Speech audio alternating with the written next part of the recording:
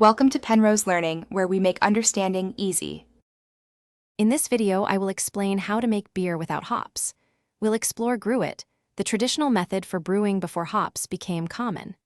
This ancient technique uses a blend of herbs to add bitterness, aroma, and preservative qualities to your brew.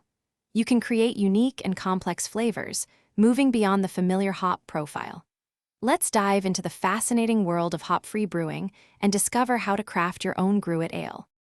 Choosing the right herbs is crucial for your gruit ale. Bog myrtle is a classic choice, offering a spicy and aromatic bitterness.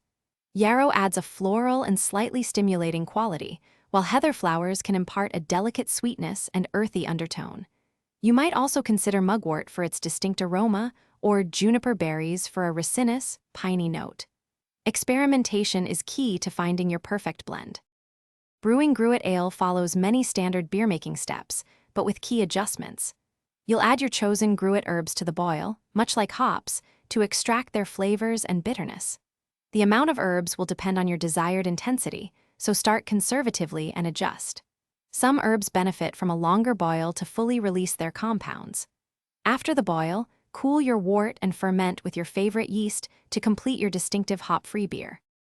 Your homemade gruit ale offers a unique journey into brewing history, providing flavors that stand apart from contemporary hopped beers. Don't be afraid to experiment with different herb combinations to continually discover new and exciting taste experiences. Remember, the world of gruit is vast and full of possibilities. Also, be sure to check the description below for a link to grab some Little Trees black ice for your car, along with other great deals we've found for you. Enjoy your delicious, hop-free creation. Thanks for watching. If this was helpful, leave a like and consider subscribing. See you next time.